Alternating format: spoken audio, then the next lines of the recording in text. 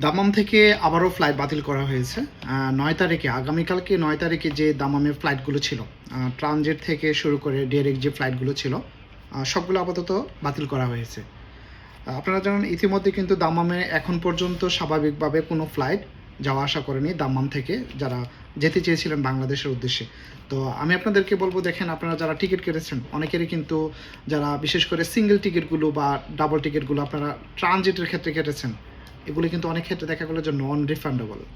তো সেক্ষেত্রে কিন্তু অনেকে এখন ভোগান্তিতে পড়েছেন, অনেকে এখন ক্ষতিগ্রস্ত বটে। টাকাগুলি কিন্তু আপনারা রিফান্ডও করতে পারতেছেন না। তো আমি আপনাদেরকে বলবো, আপনারা বাংলাদেশে আসা যাওয়ার এখন একটাই ওয়ে আছে, সেটি হলো আপনারা রিয়াদ চলে আসেন। রিয়াদ থেকে মোটামুটি ফ্লাইট কিন্তু স্বাভাবিক আছে, কারণ দাম্মাম থেকে আমরা কিন্তু আশাবাদী ছিলাম যে কালকে পরশু হয়তো আমরা একটা গুড নিউজ পাবো, কিন্তু এখন পর্যন্ত এরকম কোনো আশ্বাস আমরা পাই নাই। আগামীকালকের যে ফ্লাইটগুলো ছিল সেগুলো কিন্তু দাম্মাম থেকে বাতিল করা হয়েছে, ট্রানজিট ডিরেক্ট মোটামুটি সবগুলোই। বিশেষ করে সৌদি এয়ারলাইন্সের কিছু ফ্লাইট আছে দাম্মাম থেকে, যেগুলো আপনার ডোমেস্টিক, যেখানে রিয়াদের মধ্যে আপনারা বা দাম্মাম জাদ্দাতে আপনারা যাওয়া আসা করতেছে, সেইগুলো কিছু ফ্লাইট আসে স্বাভাবিক, এছাড়া কিন্তু সবগুলো মোটামুটি ক্যান্সেল করা হয়েছে। তো আমি আপনাদেরকে বলবো, আপনারা বাংলাদেশে যাইতে হইলে এখন বর্তমানে একটাই ওয়ে আছে, আপনারা রিয়াদ চলে আসেন। রিয়াদ থেকে মোটামুটি আপনাদের যে ফ্লাইটগুলো ডিরেক্ট ফ্লাইট, আপনারা কিন্তু আবার ট্রানজিটে গাইডেন না, রিয়াদ থেকে গেলেও আপনাকে ডিরেক্ট ফ্লাইটগুলো টিকিট কাটতে হবে।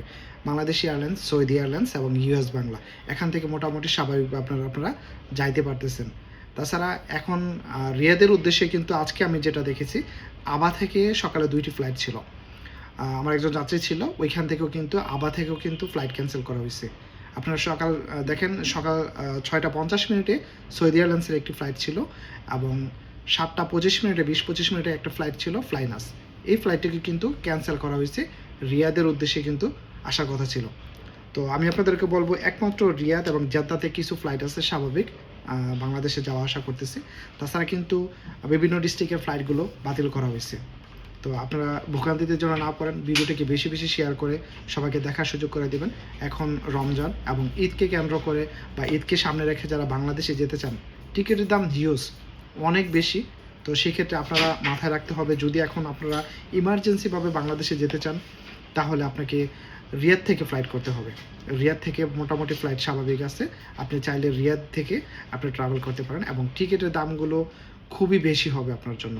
যাওয়া এবং আসার টিকিটগুলো খুবই দাম বেশি হবে। তো এই জিনিসটা মাথায় রেখে আপনাকে বাংলাদেশে যাওয়ার জন্য রিয়াদে আসতে হবে। রিয়াদে আসলে মোটামুটি ফ্লাইট আপনার স্বাভাবিকভাবে এখন চলতেছে, সেটি আপনারা হয়তো সবাই জানেন।